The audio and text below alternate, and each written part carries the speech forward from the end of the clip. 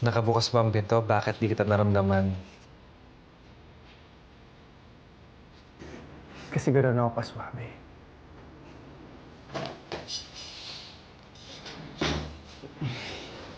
Bakit di ka nag-message?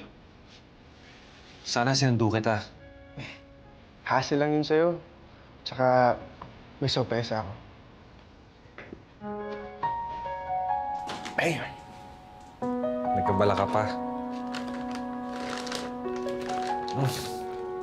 Kamusta ang lakad mo? Ayun. Nakilala ko yung bagong pamilya ng tatay ko. And? Ba't ganun, no? Parang naging mabuting ama naman siya sa kanila. Ano yun? Sa akin lang siya walang ya. Alam mo, iniwan ka man ng daddy mo. Hindi ibig sabihin masamang tao na siya.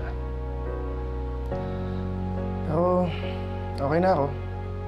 Napatawad ko naman siya. At least kahit sa ibang tao, nagpakatatay siya, di ba?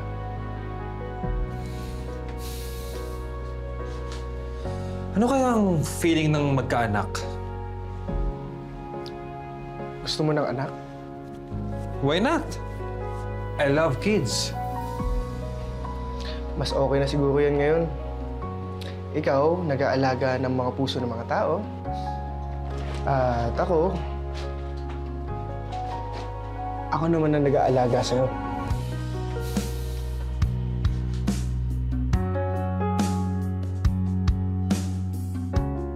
Uy, Mika, una na kami ah. Okay. Sige, bye-bye. See you sa loob.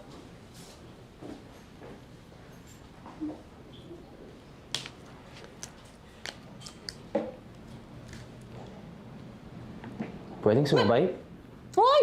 Kaloy! Nabuhay ka! Wow! Balita ko sobrang busy daw ng unit mo ah.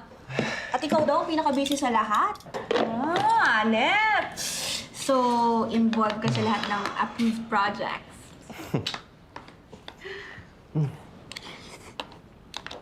Ano yan? Dinner, lunch, breakfast na ba yan? Date na. Walang time eh. Daming deadlines. Pero, ikaw pinagtatanong mo pala ako sa mga ibang tao. Baka masyado ka nang maging concerned niyan. Merong magselos. Excuse me, huwag kang feeling. Hindi ko na kailangan ipagtanong ka pa. Okay? Kasi ikaw po ang pinag-uusapan. Bakit ako? Teka, anong sinasabi nila? Ba't ko sasabihin?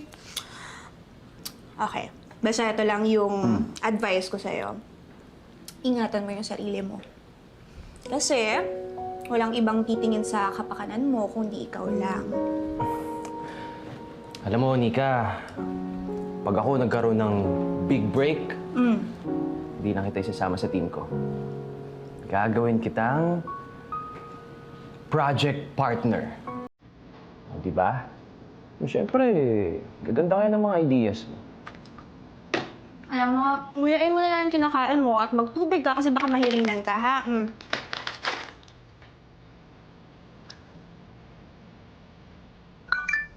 Nakakain.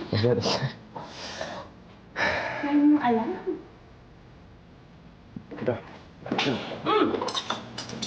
Bakit? Yun na yun, alis ka na. Hinahanap na yung revised draft ko eh. Hindi ka pa tapos. Hindi, una na ako. Sige na. Sa susunod, mas mahaba-habang kwentuhan. Okay.